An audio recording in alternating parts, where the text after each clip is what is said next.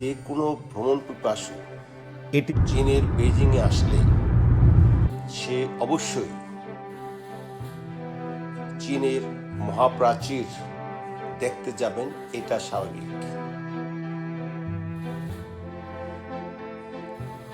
যেহেতু এই মহাপ্রাচীর শহর থেকে 70 কিলোমিটার দূরে, তাই যে কোনো টুরিস্টের জন্য পুরো একটা দিন ঠিক রাখতে হবে এখানে যাওয়ার জন্য, এবং এটা এই গ্রেট ওয়াল অফ চায়নাকে এক্সপ্লোর করার জন্য।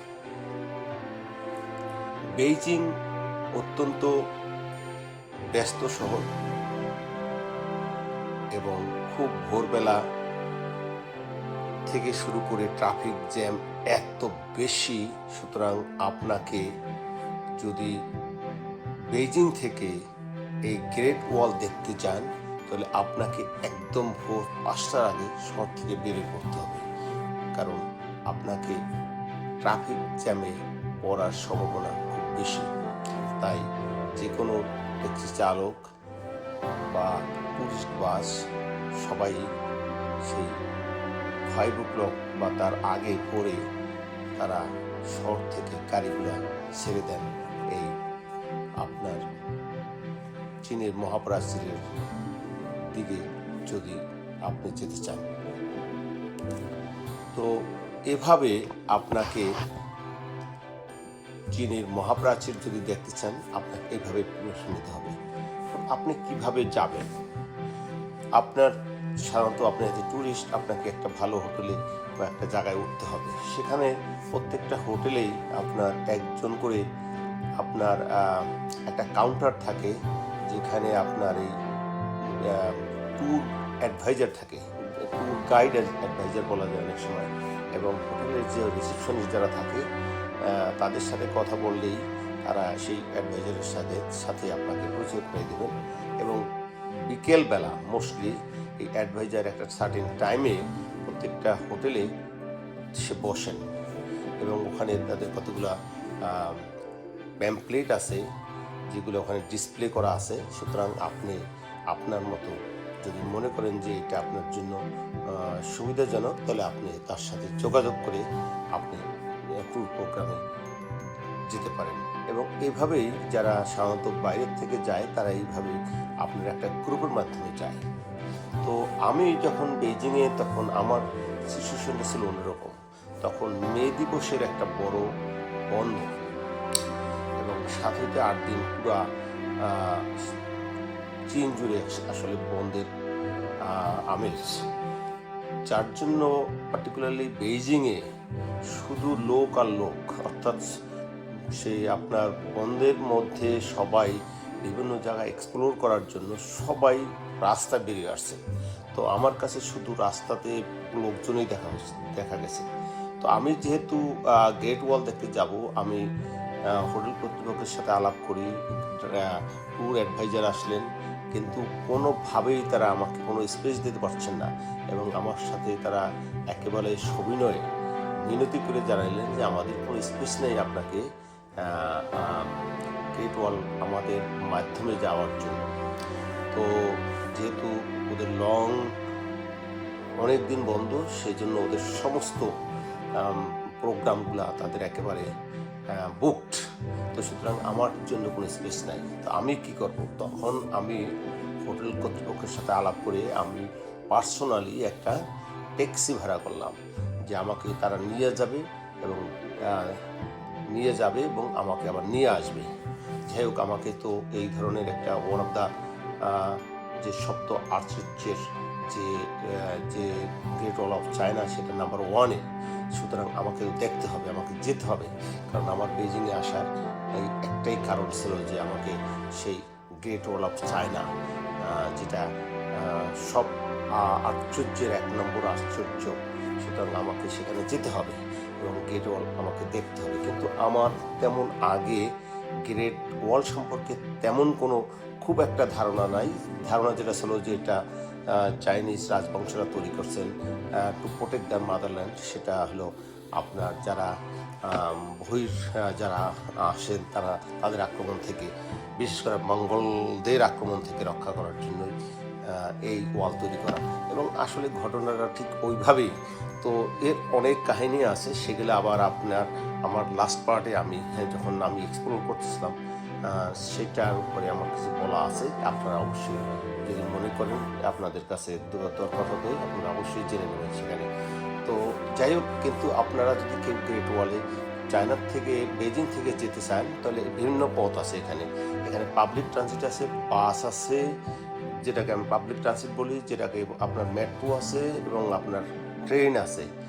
প্রত্যেকটা মাধ্যমেই আপনি সেই গ্রেট ওয়ালে আপনারা যেতে পারবেন। আপনি যদি ইন্ডিপেন্ডেন্টলি যান তাহলে আপনাকে এই পথ, যদি আপনাকে গ্রুপে যান তাহলে আপনাকে গ্রুপ বাসে, সেই ট্যুরিস্ট বাসে আপনার একটা গাইডের মাধ্যমে আপনাকে নিয়ে যাবেন। তো আপনার এইভাবে আপনি যেতে পারেন। আর যাওয়ার জন্য এইটাই আপনার মাধ্যম। যদি আপনি পয়সা সেভ করতে চান, পার্সোনালি যেতে চান, তাহলে আপনি পাবলিক ট্রানজিট বাসে, আপনি ট্রেনে এবং সাবওয়েতে আপনি যেতে পারেন। আদারওয়াইজ আপনাকে ওই ট্যুর প্যাকেজের মাধ্যমে যেতে পারেন। থার্ডলি আমার মতো পার্সোনালি যেতে পারেন। আপনার গাড়ি রিজার্ভ করে আপনাকে নিয়ে যাবে এবং সমস্ত দিন পর আপনাকে একই ড্রাইভার আপনাকে নিয়ে আসবে এবং হোটেলে আপনাকে ড্রপ করে দেবে। এবং এইটা হচ্ছে আমি যেটা করছি, আমার অন্য কোনো পথ ছিল না। আমি ঠিক এইভাবেই ওখানে গ্রেট ওয়াল দেখতে গেছি। তো আমি যখন সকালবেলা আস্তে আস্তে রওনা দেওয়ার পরে আস্তে আস্তে গাড়ি চলে যাচ্ছে। তো যেহেতু আমি ব্রেকফাস্ট করি নাই, আপনার প্রায় ঘন্টা দেড়েক পরে একটা জায়গায় আমি ব্রেকফাস্ট খাই। ব্রেকফাস্ট আছে noodles soup, chicken noodles soup, এটা খেলাম ড্রাইভারকে নিয়ে। তারপরে ওখানে কিছু ফ্রুটস, ওখানে বেশ কিছু ফলের বাগান আমি চারিপাশে দেখছি এবং সেটা কান্ট্রি সাইড। তো আমি সেখান থেকে কিছু ফ্রুটস কিনলাম, আপনার একদম আমাদের দেশের জামের মতো, but it is very very tasty এবং মিষ্টি। তো আমি প্রায় 1 কেজির মতো, যেটা আপনার বেইজিংয়ের দাম প্রায় 7 হইতে 800 ইয়েন, আমি সেটা মাত্র 150 ইয়েন দিয়ে ওখানে সেটা কিনি এবং কিছুটা খেয়ে বাকিটা আমি ব্যাকপ্যাকে নিয়ে গেছি। আপনার যেহেতু আমি ওখানে আমার সমস্ত দিন ট্যুর, সুতরাং আমি ব্যাকপ্যাকে রাখছি পরবর্তীতে খাওয়ার জন্য। যাক, সেটা খুব কাজে লাগছে। তো আপনার যেহেতু আমি আগেই আপনার বেজিং থেকে টিকিট কেটে নিয়েছি, তো সুতরাং আপনার যে পাসপোর্টটা সেটি একটা টিকিট নাম্বার হয়ে যায়। সুতরাং ওরা ওখানে যখন আপনি যাবেন তখন আপনার এই যে পাসপোর্টটা যখন স্ক্যান করে তখন এই অটোমেটিক্যালি ওখানে টিকিটটা এরকম কীভাবে যেন এসে পড়ে। তো সুতরাং আপনার হাতে নতুন কোনো টিকিট দরকার নেই, পাসপোর্ট নাম্বারটাই ওই পাসপোর্ট ওরা পাঞ্চ করলে ওই টিকিট চলে আসে। সুতরাং এইভাবেই আপনাকে আপনার টিকিটের সিস্টেমস এবং আপনাকে যে টিকিটের যে 200 ইয়েন আপনাকে দিতে হবে, সেটা আগেই আপনাকে বুক করে, যে টুরিস্ট যারা তারা বুক করে নেওয়াই ভালো আগে যাওয়ার আগে। তবে আমার যেটা ধারণা, যখন একদম রাশ কম থাকে তখন হয়তো ওখানেও টিকিট কেটে আপনি ভিতরে ঢোকার কোনো হয়তো প্রভিশন আছে, আমি নট শিওর। তো আমি যখন গেছি তখন তো ওইখানে নর্মাল যত লোক দেখতে আসে তার 10 গুণ বেশি, কারণ আপনাদের 10 গুণ বেশি। আমি শুধু মানুষ আর মানুষ পেয়েছি। তো আমাকে আমার ড্রাইভার একটা নির্দিষ্ট জায়গায় পৌঁছানোর পরে, একটা নির্দিষ্ট জায়গায় আমাকে নামাই দেওয়ার পরে ড্রাইভার আমাকে কিছু ফটো তুলে রাখতে বলেন, যে যখন আমি ব্যাক করব রিটার্নের সময় যাতে আমি তাকে ভুলে না যাই এবং ওই এরিয়াগুলো যাতে ভুলে না যাই, সেই ছবি দেখে তার কাছে যাতে আসতে পারি সে নির্দিষ্ট পার্কিং লটে। আমি ঠিক সেভাবেই করছি, সুতরাং আমার আসার সময় তেমন কোনো সমস্যা হয় না। তো ড্রাইভার একটা নির্দিষ্ট জায়গা আমাকে ছেড়ে দেওয়ার পরে ওখানে কিন্তু আপনাকে সেখান থেকে প্রায় আরও 2 কিলোমিটার হাঁটতে হবে এবং স্টেয়ার দুপাশে সুন্দর সুন্দর দোকান, সোভিনিয়ার, আপনি যদি কিছু কিনতে চান কিনতে পারবেন। তো আপনাকে শুধু হাঁটতে হবে এবং 2 দিকে বেলুন ফেস্টুন দিয়ে একদম সাজানো যাচ্ছেন। তো আমাকে যেতে হবে আপনাকে ক্যাবেল কারি বা রোপওয়েতে। আমি সেটা জানতামই না যে আমাকে গ্রেট ওয়াল দেখতে গেলে আমাকে রোপওয়েতে যেতে হবে। তো এই আমার মাইন্ডসেটে তো আমি হাঁটছি, মানুষ শুধু হাঁটছে আর দৌড়াচ্ছে, সামনের দিকে যাচ্ছে। সুতরাং সবাই যত আগে যেতে পারে তারা যেহেতু আবার ব্যাক করবে, সুতরাং যত আগে যেতে পারি, আমার ওখানে শত শত হাজার হাজার মানুষ শুধু যাচ্ছে, তো আমিও আগাচ্ছি। তো আমি মোটামুটি দেখলাম যে আমার জন্য হাঁটাটা খুবই দরকার, যেহেতু আমি তিব্বতে যাব, মানসরোবর কৈলাসের দিকে যাব, সুতরাং হাঁটাটা দরকার। আমিও চেষ্টা করছি অ্যাজ মাচ অ্যাজ পসিবল একটু হাঁটার জন্য। হাঁটতে হাঁটতে হাঁটতে হাঁটতে আমি স্টেয়ার দিয়ে উঠছি, এক বিল্ডিং থেকে আর এক বিল্ডিংয়ে যাচ্ছি যাচ্ছি যাচ্ছি যাচ্ছি তারপরে হঠাৎ করে দেখলাম যে রোপওয়ে, সে শুধু আসতেছে, রোপওয়েগুলো আসছে যাচ্ছে আসছে যাচ্ছে। কিন্তু তখন আমার খুব ভালো লাগতেছিলেন সেই কেবল কারগুলো দেখে, যেহেতু আপনার কেবল কারে আমাকে একটা নির্দিষ্ট জায়গায় নিয়ে যাবে। যাক, তো আস্তে আস্তে আমি আপনার হাঁটতে হাঁটতে হাঁটতে হাঁটতে আমি তখন আপনার টিকিট পাঞ্চ করার পরে আমাকে একদম সিকিউরিটি চেক হওয়ার পরে সবগুলো চেক করলেন। তারপরে আপনার কেবল কারের দিকে যাচ্ছি, সেখানে প্রচুর ভিড়। সুতরাং আপনার 4-5টি লাইন কেবল কারের ওঠার জন্য। তো সুতরাং ওই লাইনের ভিতরে আগাচ্ছি আগাচ্ছি আগাচ্ছি আগাচ্ছি, তাতে প্রায় আমার 45 মিনিট শুধু ওই রাউন্ডের ভিতরেই লাগছে যে কেবল কারে উঠবো সেই সময়টুকু পর্যন্ত।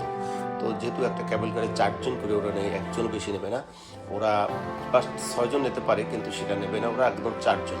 তো 4 জন করে আসে, তখন যেহেতু কেবল কারগুলো যখন শুধু আসছে মর্নিংয়ের দিকে, শুধু আসছে, সে 1 মিনিটে 2টা-3টে চলে আসে, আর ওরা 4 জন করে দিয়ে দিয়ে কেবল কার চলে আসছে। কিন্তু কেবল কারের এই জায়গাটা আমার কাছে অত্যন্ত সুন্দর সাজানো গুছানো মনে হইতেছিলেন, এবং আমি আরও অনেক জায়গায় এরকম কেবল কারে উঠছি, কিন্তু এটা আমার কাছে অত্যন্ত অত্যাধুনিক এবং সফিস্টিকেটেড মনে হয়েছে। যেটা এই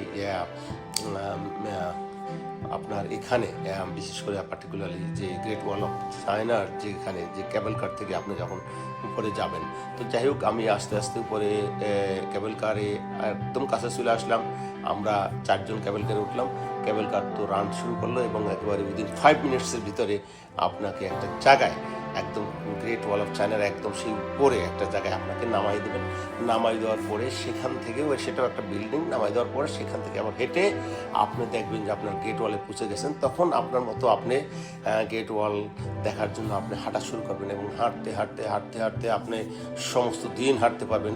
এদিকে যাবেন ওদিকে যাবেন, বিভিন্ন রকমের ও গ্রেট ওয়ালের যে আপনার কারুকার্য, তারা কীভাবে প্রোটেক্ট করছে, তারা তো কোন জায়গায় আপনার একটা কিছুক্ষণ পর পরে যে একটা আপনার স্ট্যাচু বানানো, একটা বিল্ডিং বানানো, এবং ওরা কীভাবে প্রোটেক্ট করছে, কীভাবে তৈরি করছে, সব লেখা আছে, এবং আপনি দেখতে পারবেন।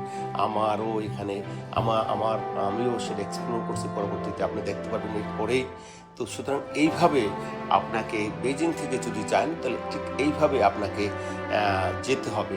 তো আর আমি যেহেতু পার্সোনালি গেছি, সুতরাং আমার যাওয়া আসার জন্য ওদের যে ইউয়ান, সেটা 1000 ইউয়ান আমাকে দিতে হয়েছে।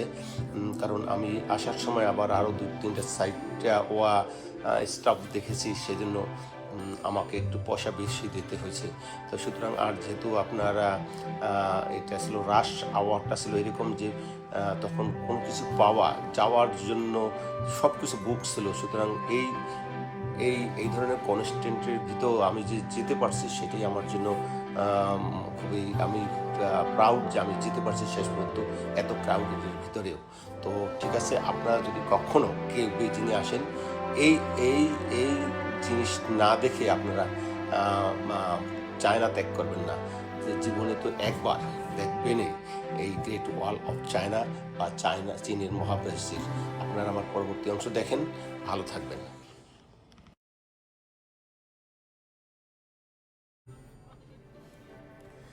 এটি বিশ্বের অন্যতম শ্রেষ্ঠ প্রকৌশল বিস্ময়, এক সপ্তাহাচার্যের একটি, দি গ্রেট ওয়াল অফ চায়না, চীনের মহাপ্রাচীন।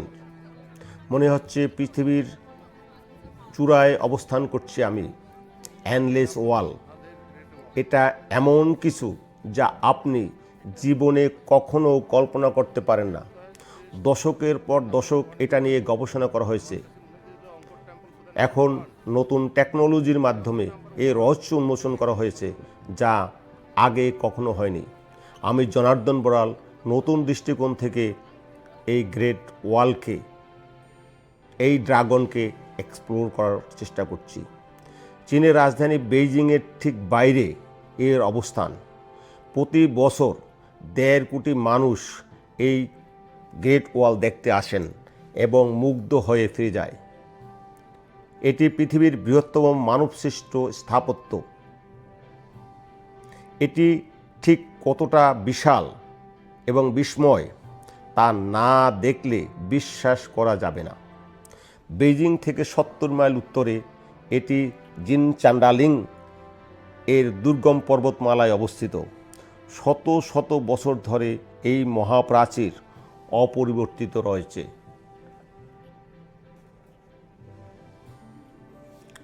আপনারা এই মহাপ্রাচীরের ছবি অনেকবার, আমার মনে হয় একাধিকবার দেখেছেন, বই দেখেছেন, পর্যটন বই দেখেছেন, পড়েছেন, কিন্তু এই জগৎটা সম্পূর্ণ ভিন্ন। চোখে না দেখলে এটি সম্পূর্ণ ভিন্ন। প্রতি কয়েকশো ফুট পর পর মাটিতে পাথরের কাঠামো এবং টাওয়ার। এই টাওয়ারগুলো সূক্ষ্ম প্রকৌশলের পরিচয় দেয়। কীরকম সুন্দর ভিতরে, চারিদিকে জালনা এবং 360 ডিগ্রির দৃশ্য এই ভিতরে বসে বাইরে দেখতে পাবেন। সে এক অবিশ্বাস্য ল্যান্ডস্কেপের এক নিখুঁত পরিকল্পনা। এটি মিং রাজারা, মিং ডাইনেস্টি দ্বারা নির্মিত। মিং ডাইনেস্টি প্রায় পুরো চীন জুড়ে 25,000 ওয়াল তারা নির্মাণ করেছেন, যার মধ্যে এটি একটি ওয়াল।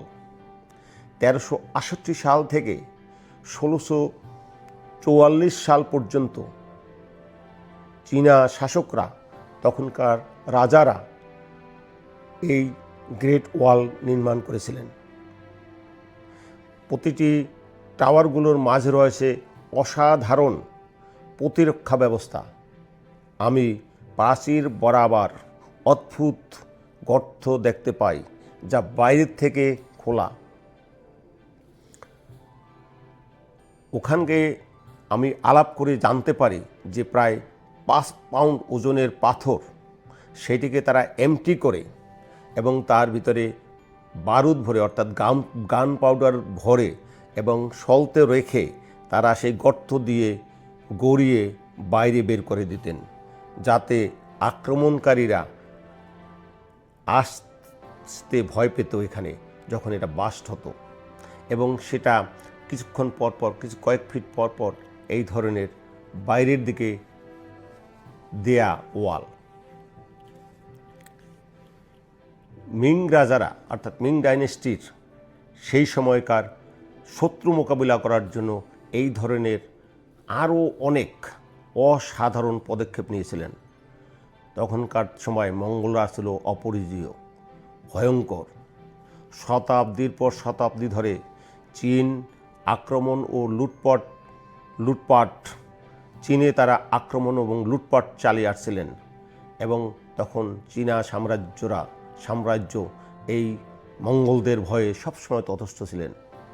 মিং রাজারা তাদের রাজবংশ এবং জনগণকে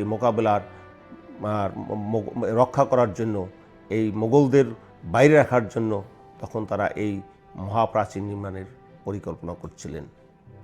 চীনারা বিজ্ঞান ও প্রযুক্তি ব্যবহার করে এর ভিতরের অংশ উন্মোচন করেছেন, যা দেখে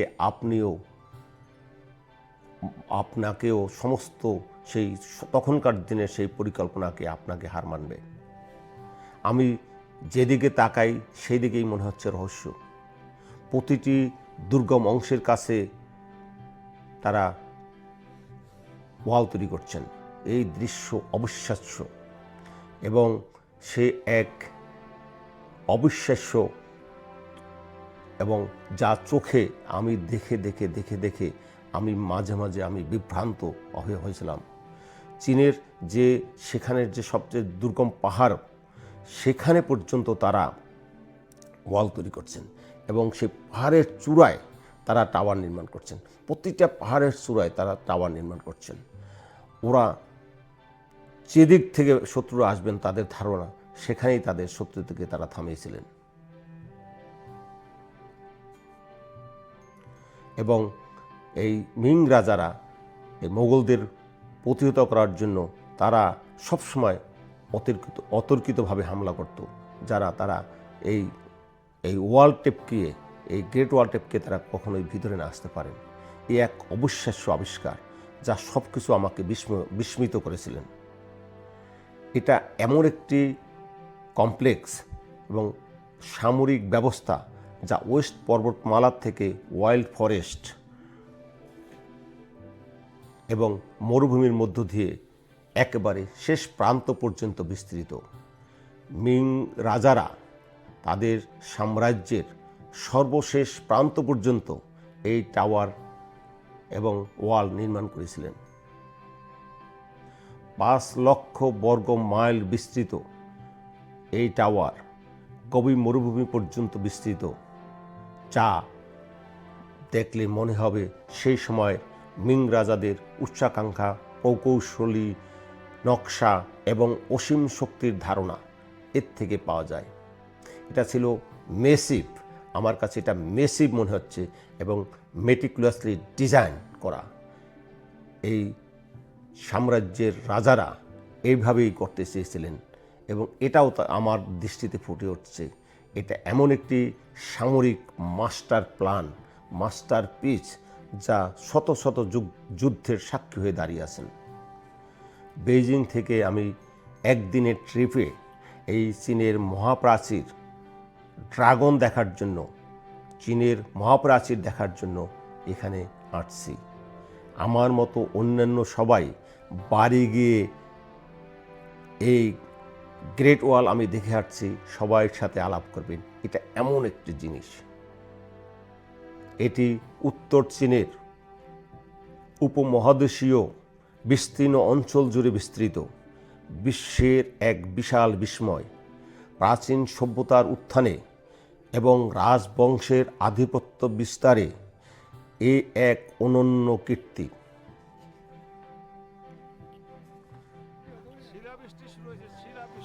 এই মহাপ্রাচীর বর্তমানে প্রাচীন এবং আধুনিক সভ্যতার এক অংশ হয়ে উঠছে।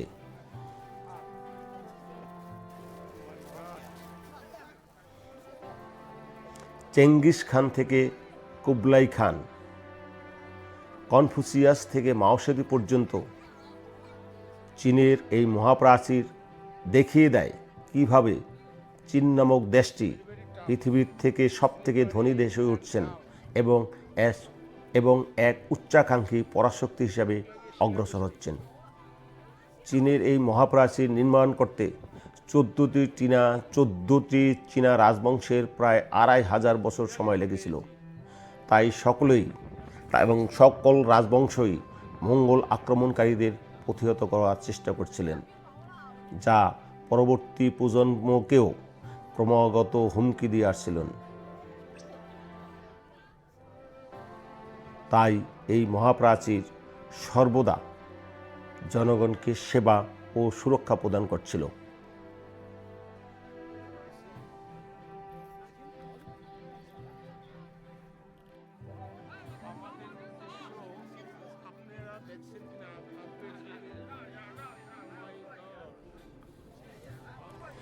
এটি বিশ্বের অন্যতম শ্রেষ্ঠ প্রকৌশল বিস্ময়, এক সপ্তাহাচার্যের একটি, দি গ্রেট ওয়াল অফ চায়না। চীনের মহাপ্রাচীন, মনে হচ্ছে পৃথিবীর চূড়ায় অবস্থান করছি আমি। এন্ডলেস ওয়াল, এটা এমন কিছু যা আপনি জীবনে কখনো কল্পনা করতে পারেন না। দশকের পর দশক এটা নিয়ে গবেষণা করা হয়েছে। এখন নতুন টেকনোলজির মাধ্যমে এর রহস্য উন্মোচন করা হয়েছে, যা আগে কখনো হয়নি। আমি জনার্দন বড়াল নতুন দৃষ্টিকোণ থেকে এই গ্রেট ওয়ালকে, এই ড্রাগনকে এক্সপ্লোর করার চেষ্টা করছি। চীনের রাজধানী বেইজিংয়ের ঠিক বাইরে এর অবস্থান। প্রতি বছর 1.5 কোটি মানুষ এই গ্রেট ওয়াল দেখতে আসেন এবং মুগ্ধ হয়ে ফিরে যায়। এটি পৃথিবীর বৃহত্তম মানবসৃষ্ট স্থাপত্য। এটি ঠিক কতটা বিশাল এবং বিস্ময় তা না দেখলে বিশ্বাস করা যাবে না। বেইজিং থেকে 70 মাইল উত্তরে এটি জিনচান্ডালিং এর দুর্গম পর্বতমালায় অবস্থিত। শত শত বছর ধরে এই মহাপ্রাচীর অপরিবর্তিত রয়েছে।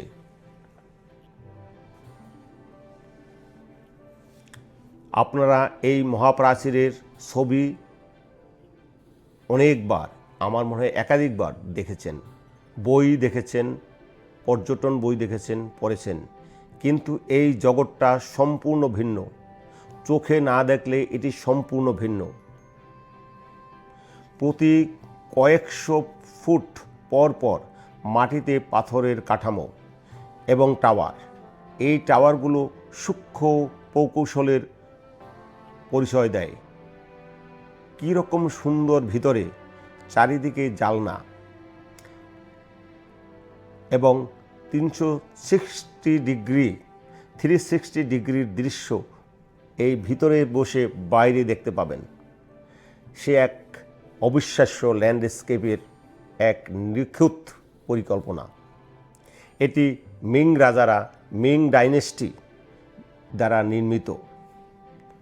মিং ডাইনেস্টি প্রায় পুরো চীন জুড়ে 25,000 ওয়াল তারা নির্মাণ করেছেন, যার মধ্যে এটি একটি ওয়াল। 1368 সাল থেকে 1644 সাল পর্যন্ত চীনা শাসকরা, তখনকার রাজারা এই গ্রেট ওয়াল নির্মাণ করেছিলেন। প্রতিটি টাওয়ারগুলোর মাঝে রয়েছে অসাধারণ প্রতিরক্ষা ব্যবস্থা। আমি প্রাচীর বরাবর অদ্ভুত গর্ত দেখতে পাই, যা বাইরের থেকে খোলা। ওখানকে আমি আলাপ করে জানতে পারি যে প্রায় 5 পাউন্ড ওজনের পাথর, সেটিকে তারা এমটি করে এবং তার ভিতরে বারুদ ভরে, অর্থাৎ গান পাউডার ভরে এবং সলতে রেখে তারা সেই গর্ত দিয়ে গড়িয়ে বাইরে বের করে দিতেন, যাতে আক্রমণকারীরা আসতে ভয় পেত এখানে যখন এটা বাস্ট হতো। এবং সেটা কিছুক্ষণ পরপর, কয়েক ফিট পরপর এই ধরনের বাইরের দিকে দেয়া ওয়াল। মিং রাজারা, অর্থাৎ মিং ডাইনেস্টির সেই সময়কার শত্রু মোকাবিলা করার জন্য এই ধরনের আরও অনেক অসাধারণ পদক্ষেপ নিয়েছিলেন। তখনকার সময় মঙ্গলরা ছিল অপরিজীয়, ভয়ঙ্কর। শতাব্দীর পর শতাব্দী ধরে চীন আক্রমণ ও লুটপাট চীনে তারা আক্রমণ এবং লুটপাট চালিয়ে আসছিলেন। এবং তখন চীনা সাম্রাজ্য এই মঙ্গলদের ভয়ে সবসময় তটস্থ ছিলেন। মিং রাজারা তাদের রাজবংশ এবং জনগণকে রক্ষা করার জন্য, এই মোগলদের বাইরে রাখার জন্য তখন তারা এই মহাপ্রাচীর নির্মাণের পরিকল্পনা করছিলেন। চীনারা বিজ্ঞান ও প্রযুক্তি ব্যবহার করে এর ভিতরের অংশ উন্মোচন করেছেন, যা দেখে আপনাকেও সমস্ত সেই তখনকার দিনের সেই পরিকল্পনাকে আপনাকে হার মানবে। আমি যেদিকে তাকাই সেই দিকেই মনে হচ্ছে রহস্য। প্রতিটি দুর্গম অংশের কাছে তারা ওয়াল তৈরি করছেন। এই দৃশ্য অবিশ্বাস্য এবং সে এক অবিশ্বাস্য, এবং যা চোখে আমি দেখে আমি মাঝে আমি বিভ্রান্ত হয়েছিলাম। চীনের সেখানের যে সবচেয়ে দুর্গম পাহাড়, সেখানে পর্যন্ত তারা ওয়াল তৈরি করছেন এবং সেই পাহাড়ের চূড়ায় তারা টাওয়ার নির্মাণ করছেন। প্রতিটা পাহাড়ের চূড়ায় তারা টাওয়ার নির্মাণ করছেন। ওরা যেদিক থেকে শত্রুরা আসবেন তাদের ধারণা, সেখানেই তাদের শত্রু থেকে তারা থামিয়েছিলেন। এবং এই মিং রাজারা এই মোগলদের প্রতিহত করার জন্য তারা সবসময় অতর্কিতভাবে হামলা করত। তারা এই ওয়াল টেপকিয়ে, এই গ্রেট ওয়াল টেপকে তারা কখনোই ভিতরে না আসতে পারেন। এই এক অবিশ্বাস্য আবিষ্কার যা সব কিছু আমাকে বিস্মিত করেছিলেন। এটা এমন একটি কমপ্লেক্স এবং সামরিক ব্যবস্থা যা ওয়েস্ট পর্বতমালার থেকে ওয়াইল্ড ফরেস্ট এবং মরুভূমির মধ্য দিয়ে একেবারে শেষ প্রান্ত পর্যন্ত বিস্তৃত। মিং রাজারা তাদের সাম্রাজ্যের সর্বশেষ প্রান্ত পর্যন্ত এই টাওয়ার এবং ওয়াল নির্মাণ করেছিলেন। 5 লক্ষ বর্গ মাইল বিস্তৃত এই টাওয়ার কবি মরুভূমি পর্যন্ত বিস্তৃত, যা দেখলে মনে হবে সেই সময় মিং রাজাদের উচ্চাকাঙ্ক্ষা, প্রকৌশলী নকশা এবং অসীম শক্তির ধারণা এর থেকে পাওয়া যায়। এটা ছিল মেসিভ, আমার কাছে এটা মেসিভ মনে হচ্ছে এবং মেটিকুলাসলি ডিজাইন করা। এই সাম্রাজ্যের রাজারা এইভাবেই করতে চেয়েছিলেন এবং এটাও আমার দৃষ্টিতে ফুটে উঠছে। এটা এমন একটি সামরিক মাস্টার প্ল্যান, মাস্টার পিস, যা শত শত যুদ্ধের সাক্ষী হয়ে দাঁড়িয়ে আছেন। বেইজিং থেকে আমি একদিনের ট্রিপে এই চীনের মহাপ্রাচীর ড্রাগন দেখার জন্য, চীনের মহাপ্রাচীর দেখার জন্য এখানে আসছি। আমার মতো অন্যান্য সবাই বাড়ি গিয়ে এই গ্রেট ওয়াল আমি দেখে আসছি, সবাইয়ের সাথে আলাপ করবেন। এটা এমন একটি জিনিস, এটি উত্তর চীনের উপমহাদেশীয় বিস্তীর্ণ অঞ্চল জুড়ে বিস্তৃত বিশ্বের এক বিশাল বিস্ময়।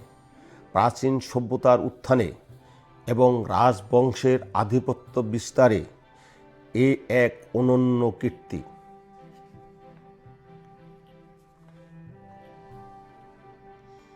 এই মহাপ্রাচীর বর্তমানে প্রাচীন এবং আধুনিক সভ্যতার এক অংশ হয়ে উঠছে।